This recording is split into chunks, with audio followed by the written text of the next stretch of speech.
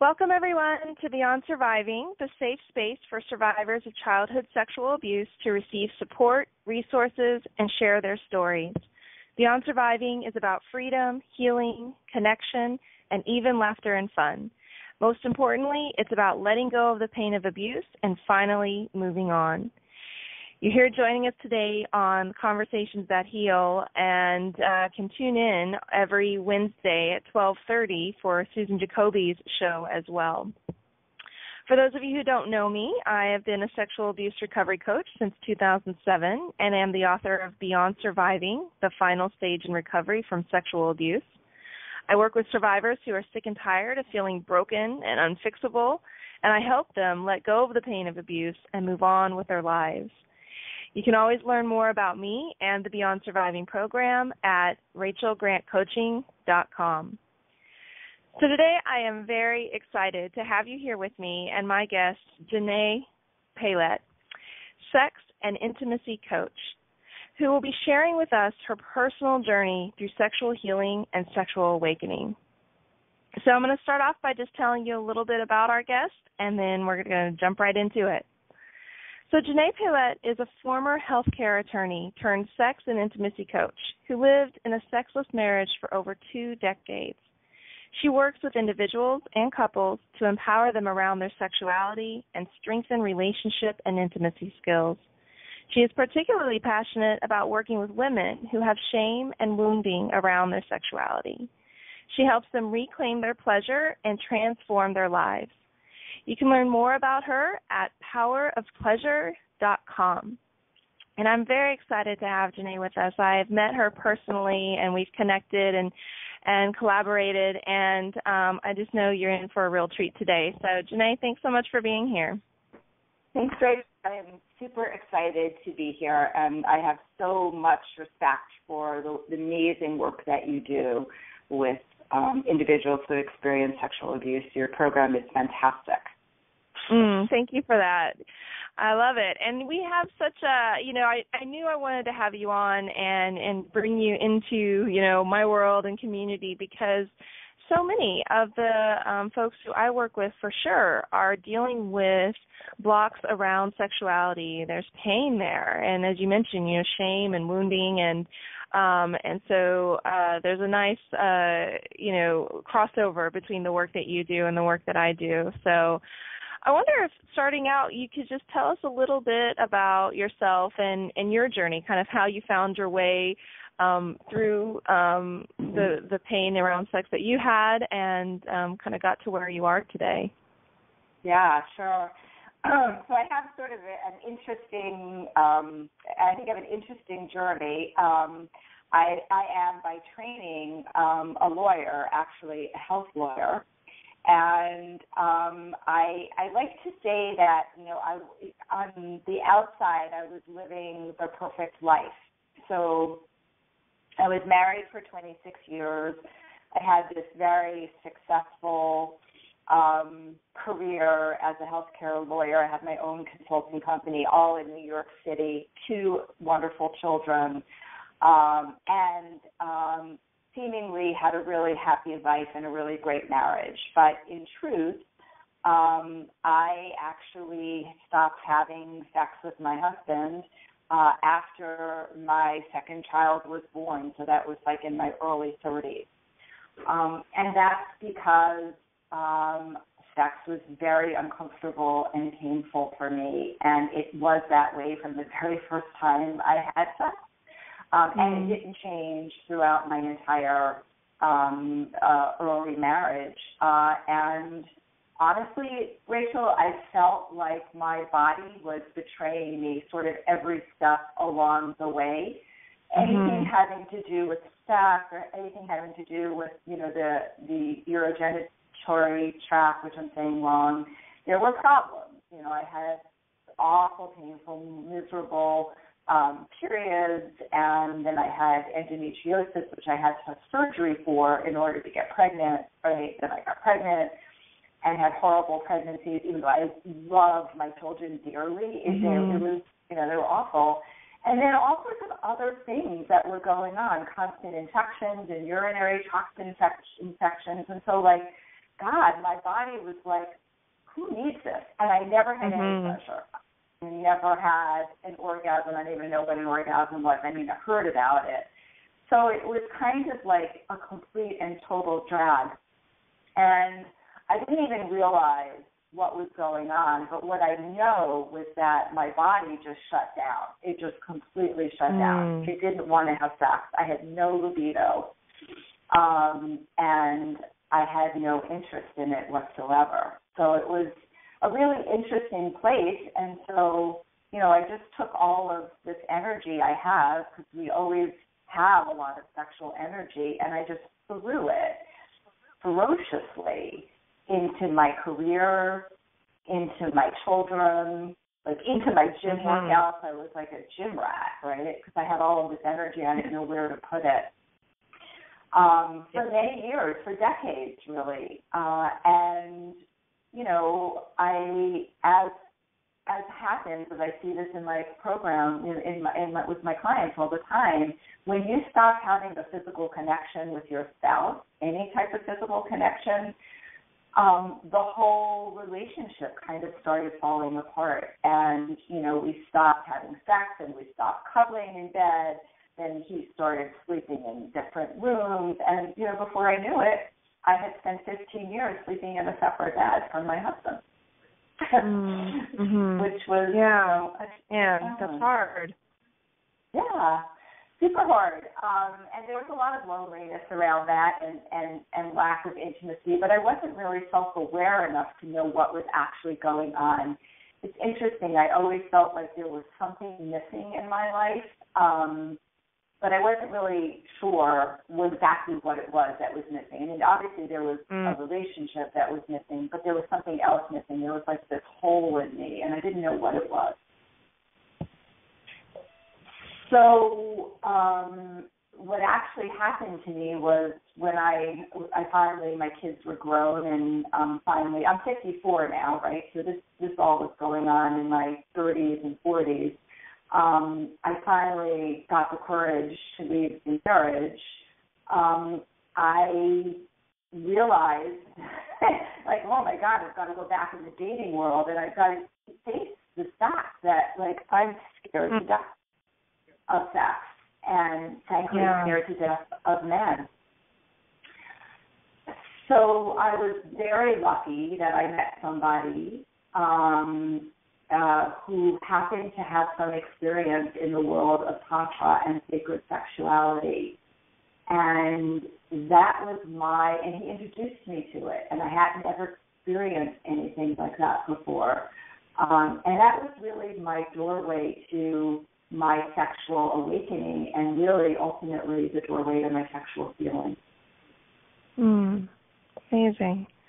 I love that. And, you know, one thing that stood out to me from your story is, first of all, the confusion that can be there so much around sexuality, and that we can sometimes feel limited when it comes to asking for support, talking about it. You know, it's a hard thing to say, you know, to your friends or to a doctor or anyone that, you know, you feel pain when you're having sex, or scared of it, or you know, so just that first piece that you really highlighted from your experience, that sometimes it feels difficult or scary to even talk about and get the support that you need. And the other thing that really stood out to me from your story was this idea of redirecting our sexual energy, and how many of us end up doing that, right, when we're not having that particular need met. I thought that was really fascinating as well. Absolutely. And so, so thank you so much for sharing that and being so open, you know, with your experience. I'm sure, you know, people listening can identify with, you know, parts, if not all, of, you know, what you've gone through. And now you've found yourself in this place where you're transformed in this area of your life. And so I'd love for you to talk to us a little bit about, you know, you're now doing this work with other people and helping other people unlock and release their pain and have the sex lives that they really want to have. And one of the techniques that you use is something called somatic holding, or maybe that's the block. Is that the block, the what gets in the way? Yeah. So so basically what happens, and I experienced this a lot in my own body, and I see it in clients, is, our body has cellular memory. So it remembers physically things that happen to us that also affect our emotions. And so there's lots of different types of people in the world who are doing sex therapy, and there's a different schools of thought. There's the talking school of thought where we talk about it, and then there's the more somatic experiential school of thought. And that's what I was trained in, because that was my own personal experience of what actually works. And sex actually happens in the body, not in the head if we're doing it correctly, right? So the body has the cellular memory. So the best way to give you an example of this is, if you think about, an experience, like for me, the very first time I had intercourse, I was super anxious. My body was really tight. It felt really uncomfortable. And that's what my body started to remember. That's all that it knows. And what ends up happening is we have these blocks in various parts of our body where we're literally holding this emotion, right? We're holding this energy of anxiety, and our body just says like, oh, penetration, painful, don't want to go there. Yeah? So, So, by being able to go into the body through doing some really deep emotional work and getting my clients to really start to feel what it feels like when you have anxiety or when you have fear and where that shows up in your body, we're able to start to release those blocks so that the body can start to be able to reintegrate and reposition itself to say, oh, well, okay, I'm not feeling this charge anymore, so I can relax into this situation. Does that make sense? Absolutely. Yeah, it makes perfect sense to me, because on a brain level, I very similarly do the same work, that there's this, that when we have an experience, that the brain processes information and makes associations with, between what is happening and what we, are feeling or experiencing. And so, the brain kind of gets set on an autopilot, and it always wants to make those same connections over and over again. And so when we go into experiences that resonate with that, maybe an abuse experience early on, then the brain just kind of kicks on and does what it's always done, it creates panic, or it shuts down, or creates anxiety and upset. And I think, what you're saying is so true about the body as well, that we can store those kinds of memories, so to speak, in the body, and so we have the same reaction, or we make that association, and so it's hard to respond until we release that holding. So how would somebody... I think these are happening simultaneously. The brain and the body are both being triggered by the same cellular memory. So I think that's right. That's why our work is so simpatico, right? Yeah, exactly. That, right. Absolutely. And I love it because, the pathway to healing, sometimes we come in through the brain and what are the thoughts that are going on, and sometimes we come in through working through the sensations, sometimes it's the combination. And I love that, because I certainly know some of my clients who there have been certain beliefs or thoughts that, we've done work around using the techniques that I use, but, when I've sent them to somebody who works in somatics such as yourself, that it just bumps it to another level sometimes, or it finishes the release, and vice versa. So I'm curious how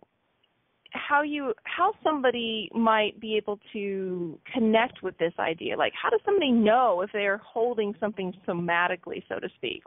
It's there. You mentioned this kind of stored up energy. How might somebody tap into that and figure out if that's what's going on for them?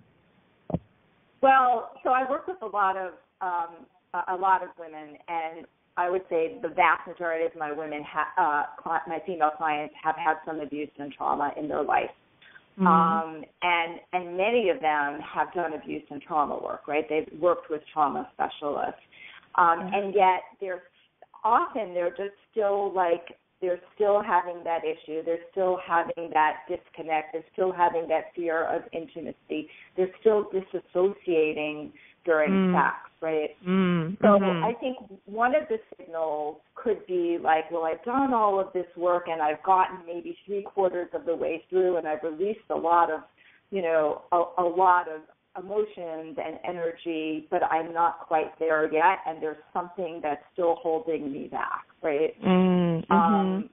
I think that working in the body is working at a very deep unconscious level, and I think that's one of the signs. It's like I've done such great stuff, but I'm not there yet. I'm still feeling like I have this fear of men. I'm still having I have a fear of intimacy. I'm still having a hard time having an orgasm. Do you know what I'm saying? Definitely. You really think about I'm not there yet, And some women and men just have a beautiful recovery and they're able to release it, in other ways and learn how to handle the triggers. But the people that come to see me are often I've tried a lot of different things and it hasn't worked. Yeah. What would you say are some of the common? So you mentioned a couple of things there, like inability to have orgasm, disassociation, jumping kind of out of your body during sex, generally maybe feeling fear or anxiety. What would you say are some of the other symptoms or struggles that you see women dealing with in this area in their lives? There's a lot of issues, and this is huge for survivors of abuse, but for everyone. There's a lot of issues around boundaries, and I spend a lot of time with women helping them understand in their body what is a yes and what is a no. Because women whose boundaries have been stepped over and have been violated often have, they're in that pattern of just a yes without really checking in with themselves as to what is a no. And you'd be surprised how challenging this is for so many people to start to listen into their body about what their boundaries are. So does that make sense? We work on physical boundaries. It makes total sense. Yeah. So that's definitely one of the, it's people don't come to me and say I don't know my boundaries. Some people do, right? They're a little tough there. Yeah. But people are just this doesn't feel right. I'm not digging this. Exactly. Yeah. But it's starting to see there's this pattern of you're not clear what your yes and what your no is. Yeah. And your maybe is a no. And it's not just about single, women and men. It's about, in couples as well. Yeah. Because we all have boundaries all the time and learning to check in on that. So that's, I think, a big piece of it. Another common reason that I see my clients is for around, fear around intimacy. How can I allow myself to be vulnerable and authentic? Because I have so much fear around opening myself up, of being hurt again, being wounded, and, for women who have been abused, of not trusting men. So, that's another big issue that somebody just called me yesterday. She's actually, she's either bisexual or lesbian. She was very young, 28 years old, and said, I'm just having all this fear of intimacy, and she really was kind of freaking out about it. So that's another common reason that's another common problem that I see. Not being able to communicate is really hard for a lot of women. It's really hard for everybody, but I think women have a harder time communicating about sex because, for some reason in our society, I think because it's the oldest profession, men can talk about sex pretty easily. I find that not to be an issue. But I think women have a much harder time being able to talk about, sex, and often people are just so happy just to have a conversation with somebody who can ask really good questions and not have judgment. So, I totally see that as a relief, being able to bring it to the table and not be ashamed or scared or held back from being able to talk about what's up. Yeah.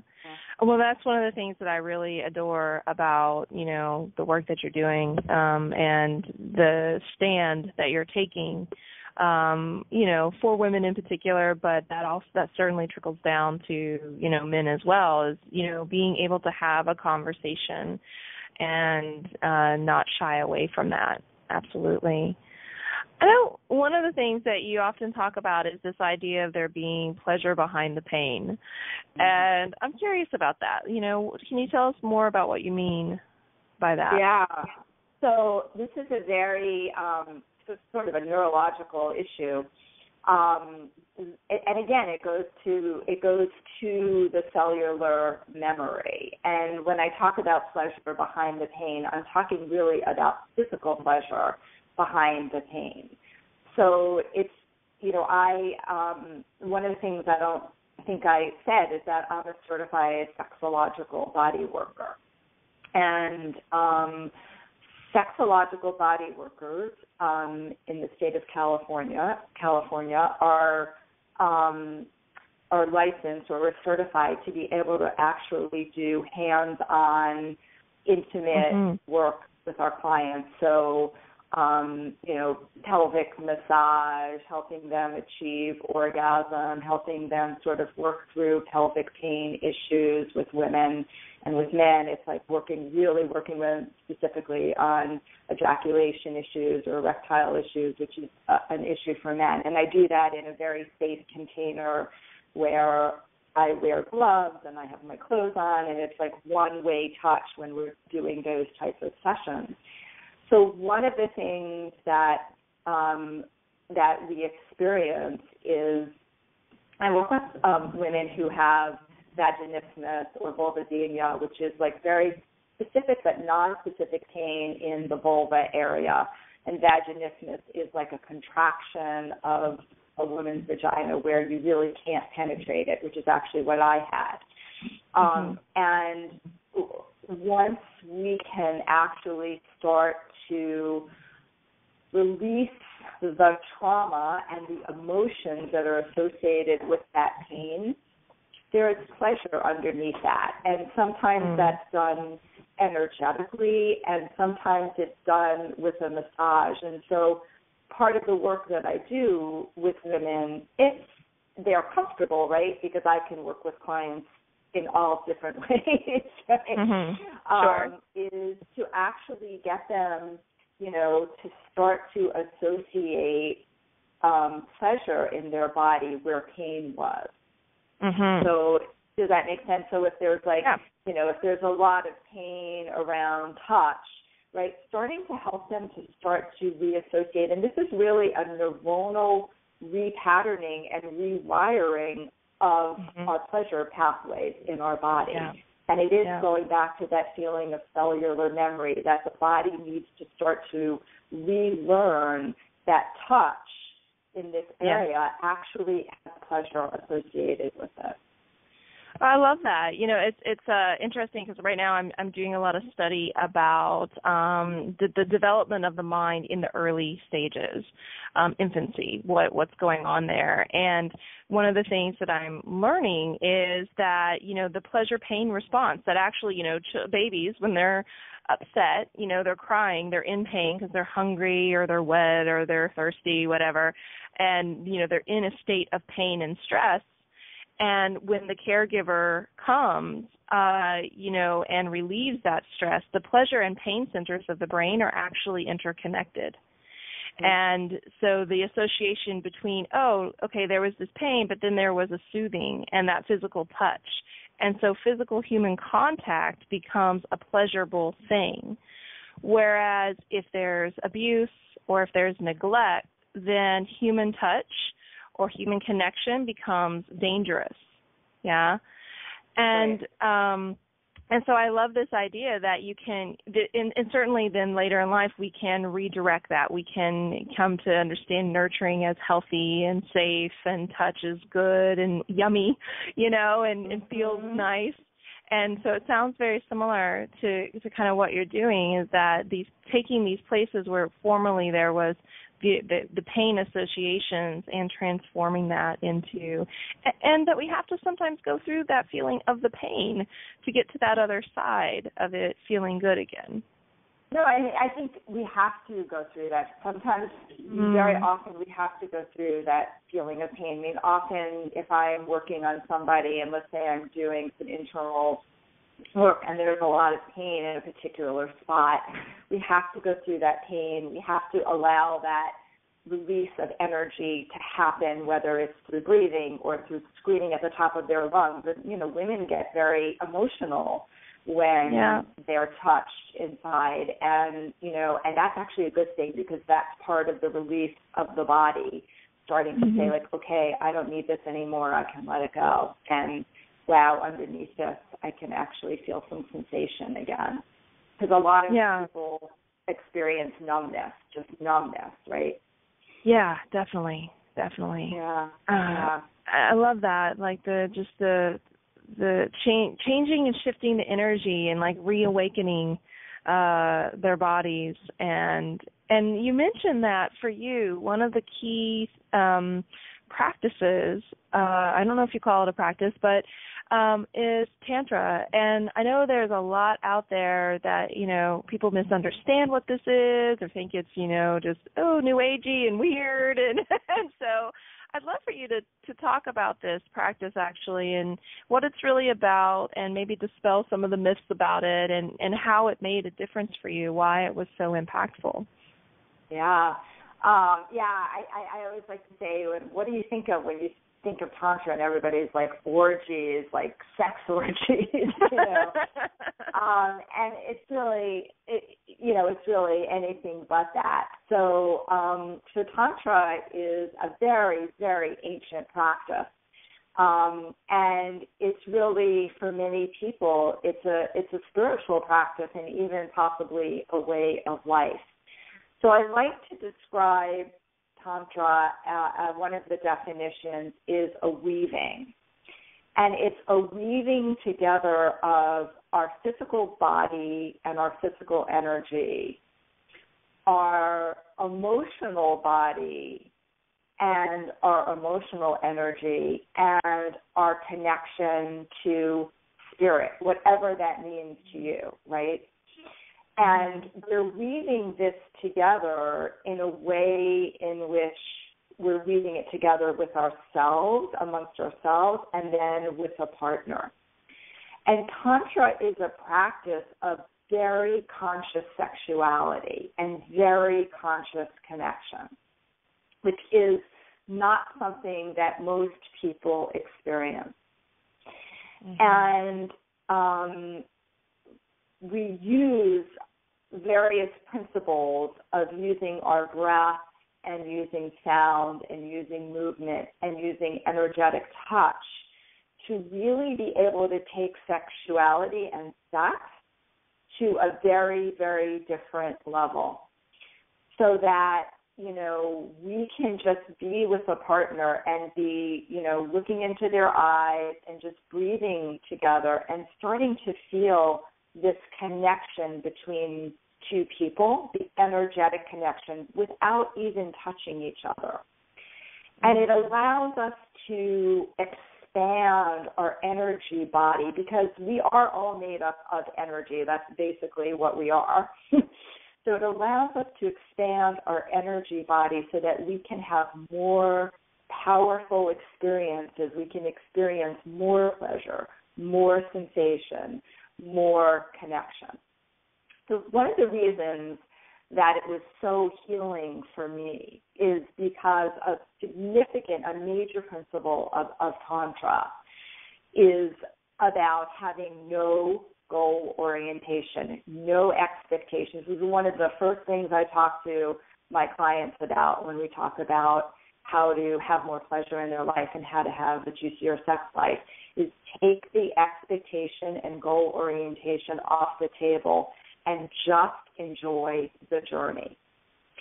And for somebody like me who was so uptight about sex, so scared about being touched, felt so much pressure that that it was so hard for me to have an orgasm or even really know what that felt like, that was incredibly freeing, for just to be able to be told, my very first Tantra experience was with this person I told you in New York. He had just gone to a workshop, So, he was all juiced up and like, and this is a guy, here's something that's really interesting.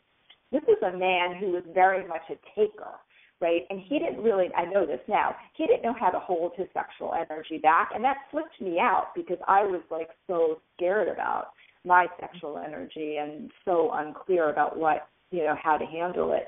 And he came back from this workshop and he just said, like, tonight's your night and you are my goddess, literally, and I'm just here to serve you and to please you. You don't need to do anything. You don't need to touch me.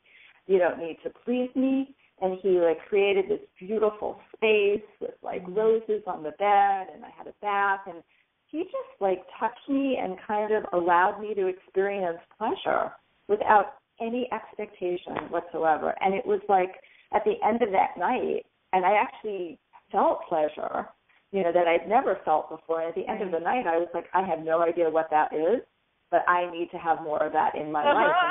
And that was, that was my opening to this is where I need to go, because how powerful that was and how it filled me. Wow, what an amazing experience. And so if I'm understanding and kind of hearing this correctly, that it's really about bringing the whole self into the into the experience of connecting with another person.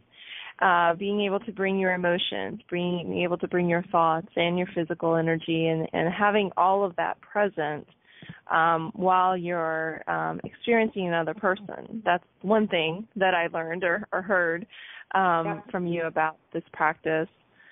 And I really love the concept of goallessness, and definitely, for men and women, the idea that, the purpose of sex is to, reach climax, orgasm, and that all of the attention is on, how we're going to get there, I think is missing the boat a little bit. And yeah, and it certainly limits the types of connections that you can have. It puts pressure on it, it just kind of stifles in so many ways the experience. And so, if somebody were wanting to learn more about this, do you have any recommendations, maybe websites or books or communities that, where they could start if they wanted to kind of explore this for themselves?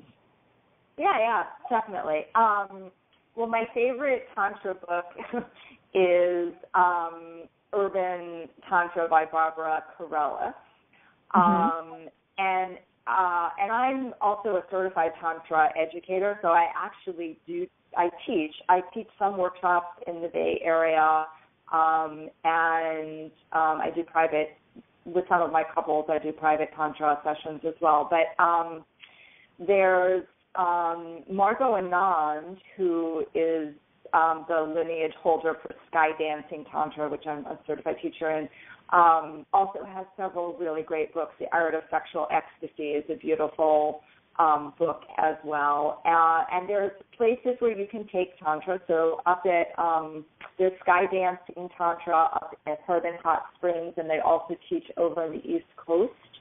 And then there's Fourth School of Tantra in Santa Cruz, both of whom are really excellent teachers and teach other teachers as well. So you can go onto those websites and you can find teachers who are leading various workshops in the area. But I think those are sort of good resources to start. The other thing I want to say about it that I think is really important is that Tantra is also about creating rituals, and rituals really allow you to drop in and settle, right? And so, like, you know, if you have a ritual of, like, we're setting intentions and we're going to talk about what our desires and our fears and our boundaries are before we decide to have a lovemaking session, it really sets a sacred container for the experience. And I think that's a really important way to start some sort of lovemaking session, in some sense of, like,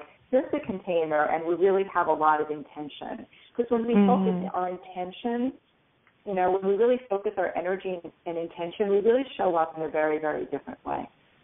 So. Yeah, definitely.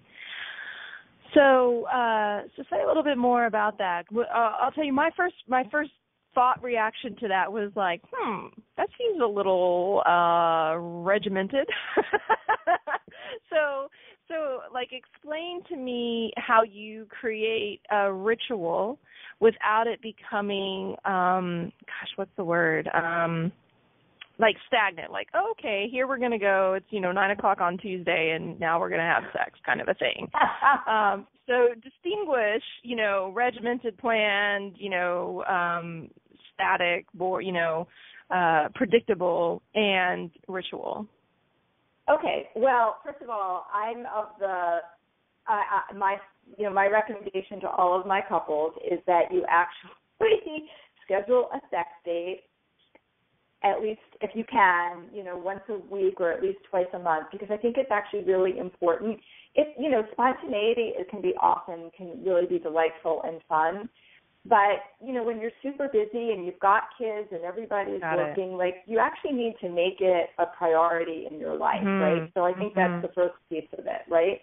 Gotcha. So I don't see a ritual as regimented. I think a ritual just sets the space for it, and your ritual can be whatever you want it to be. Like, I have my own ritual that I've created, but, maybe your ritual is we light candles and, we, give each other a gift or something. It just actually allows you to come together in a more connected space. But that doesn't mean that there isn't room at 11 o'clock at night, if that's what you want, to have a little, have a little fun in the hay, right? A roll in the hay kind of thing. I'm not suggesting that. Gotcha. I didn't imagine you were, so I just wanted to distinguish that for folks. Yeah. And but I also totally get what you're saying, that especially if sex is hard, if you're feeling, if you feel confronted by it, if it's, or if you're on that busy schedule, that being thoughtful about it, that, maybe it's just not going to just happen sometimes, that there is, just like groceries don't magically appear in the refrigerator as much as I wish they would, you have to go and, get the groceries. And so similarly, sometimes with sex, when you're trying to break it out of old habits of avoidance, disconnection, fear, anxiety, that having a set time and a place, and knowing, okay, for this little bit here, this is what I'm going to be up to, and being able to prepare and make that feel safe and accessible is a great strategy. Yeah, totally get that. Awesome. Yeah. So I know for you personally that, sex is just completely transformed. And if it's not too personal of a question, I'd love to hear, what are some of the key differences? How do you experience sex today that's so distinctly different from, when you're in your 30s and 40s and in the pain of sex? It's a really great question. Well, for starters, I know my yeses and my nos. And I think that's been really important for me. Because even when I was with my husband, I would have my boundaries crossed because I didn't realize my boundaries were being crossed. So now I can check in with my body. And, typically women take a long time to get really aroused to the point where they're really necessarily ready. Certainly that's been my experience.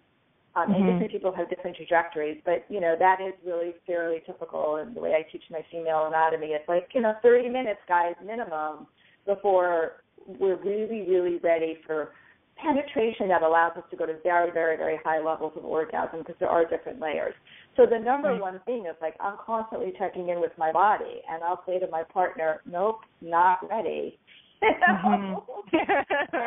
that's super important for me because, the couple of times, and it does happen that like something happens and I start getting penetrated and I'm feeling uncomfortable, like that trigger comes back and I'm like, no, that's not okay. That's not okay. We've got to go back. So that's the number one thing, like having a lot of self-awareness around my own arousal pattern, which most people, particularly women, are clueless about. We just are.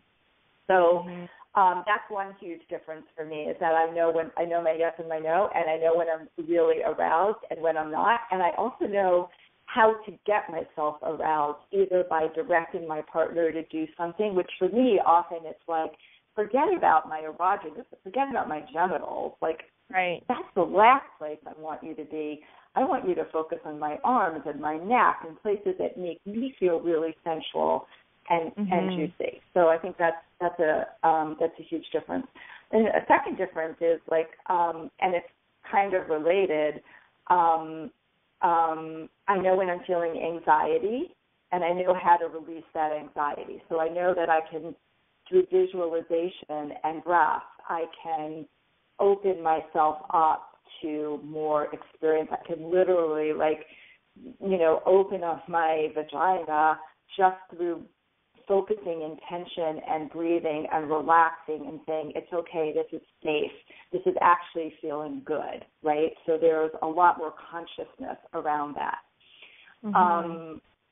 Let's see. The other thing I wanted to say was that I've learned how to surrender and not have to control it and actually have, I think that's another thing that happens when we've been wounded and our body we're controlling it, right? Like shutting down is controlling your experience 100%.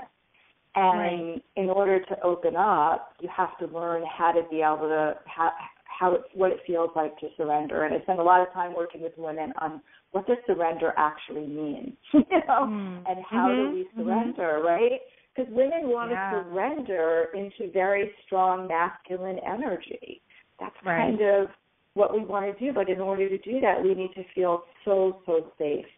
So I think those are a couple of the, differences. I actually also enjoy, as much as I enjoy receiving, I also actually enjoy giving to a man. And I now know that, and this is like sort of interesting that people don't think about, that I'm touching somebody or giving to somebody for my own pleasure, not because I know what they want or I think this is how they want to be touched, but because it feels good for me.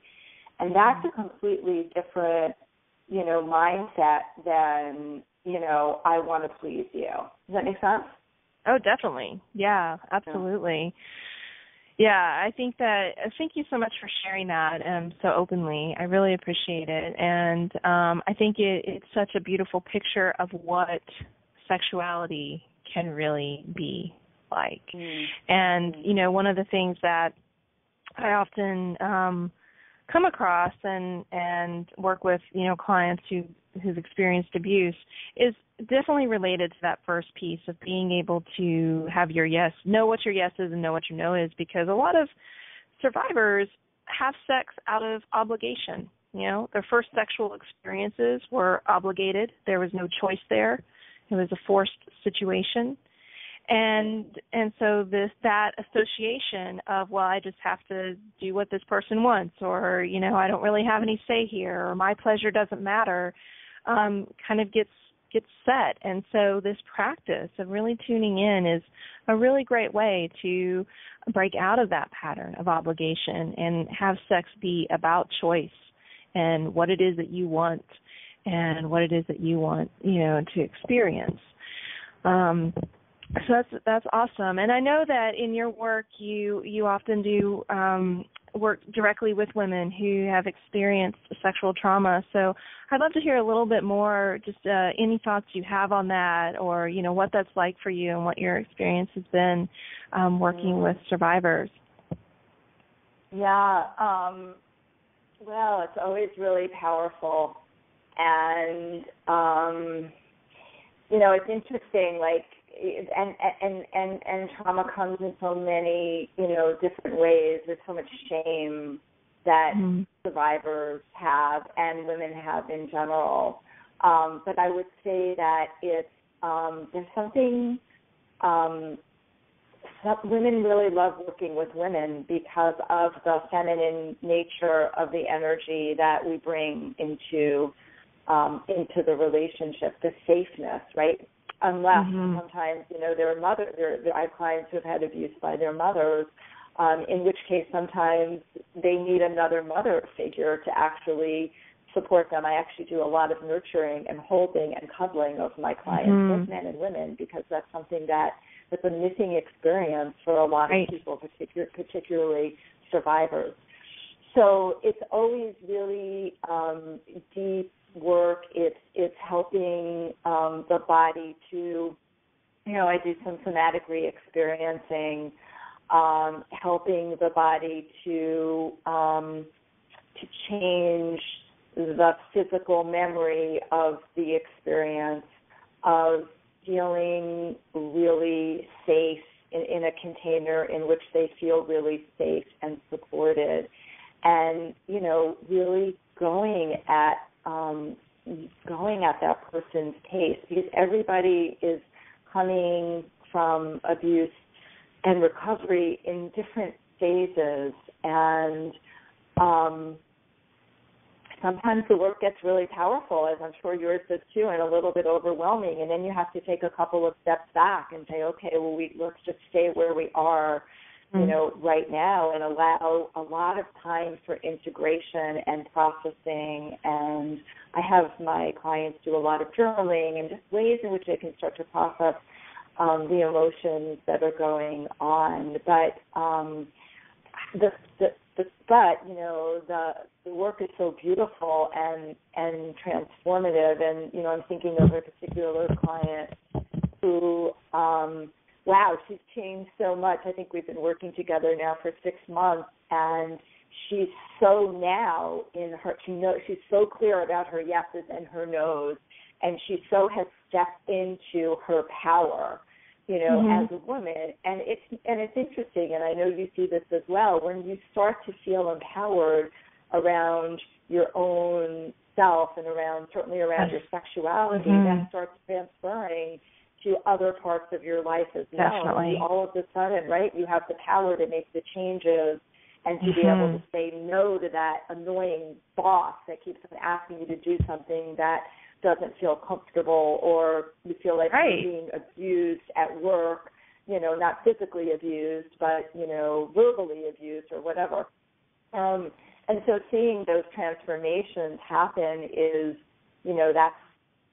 that's so my joy of, being able to see women just being able to step into their power and say, like, I know my yes, I know my no. I have a lot more control over my life.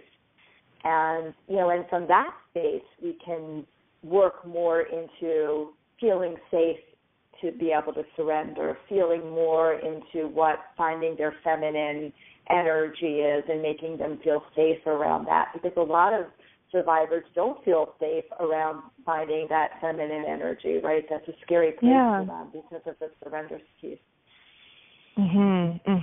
Thank you. Yeah, absolutely. I think that's so on point, everything that you're saying there, and I just know it's making a huge difference in the lives of these women. And one thing that I think is really cool is that, you don't have to be in a relationship to do this work. The work is for yourself, right? And having your sexuality released, whether you end up sharing that with yourself or with a partner, it is about having your whole self, working, like all the parts of you on, that there isn't any part of you that feels, repressed or broken or held back. And so I really love that, your work taps into that and helps people get so connected, not just to their sexuality, but to themselves and who they are and what they want. It starts there, right? It starts there. Like I always I have all of my clients do, I call it a self-loving practice, because, like, who came up with the word masturbate? It had to be a man, right? But, like, a self-loving practice, because we have to love ourselves first. And women who have experienced trauma and abuse have the hardest time, because they're so disassociated with their vaginas, right? They have the hardest time, and they have so much shame actually loving themselves and loving their body. And that is, like, that's the place where we have to start before we can let somebody else in, is to be able to really reconnect with ourselves in every part of the way. So, yeah, that's super important. That's awesome. Yeah, good point. I second that. Awesome. Well, we're just coming here almost to the end of our time together, so I want to take a moment to talk a little bit about how folks can get in touch with you and also some of your upcoming events and such. So the best way to reach out to Xanet is by email. It's Xanet, which is spelled Xanet, at powerofpleasure.com. And, of course, you can also go to her website, powerofpleasure.com, which has great resources and a list of her events and sex advice, which is awesome, and all these very cool things. So definitely check her out there. And today, has really just been a nice little preview, an introduction in a lot of ways. Xanet has graciously agreed to share her Girlfriend Sex Talk, 5 ways to juice up your sex life right now with us. And that's going to be on November 5th at 6 o'clock p.m. And so if you'd like to learn more about that, you can email me, coach@rachelgrantcoaching.com. You can email Xanet, or you can go right now and register for this free teleseminar at rachelgrantcoaching.com/girlfriend sex talk. And Xanet, while this talk is in some ways for women, are men welcome to join the call as well? Sure, men are certainly welcome to join the call as well, though I do separate workshops for men. Mm-hmm. So, but yeah, this is really kind of aimed for women, but it's, obviously a man isn't going to be kicked off. They're welcome to listen. Right. Yeah, you might learn something, guys, by being a little fly on the wall. Yeah, totally. Awesome. Great question. Yeah, absolutely. So just again, I want to give that website one more time, rachelgrantcoaching.com/girlfriend sex talk. And if you have any questions about that, you can also email us as well.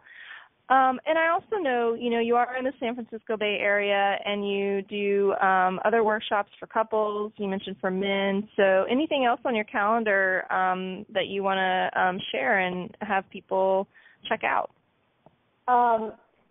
Sure. I have upcoming on December 6th, I'm doing a couples workshop called Passionate Intimacy. You can email me about that, and I'll get you information. That the information is going up shortly on the website.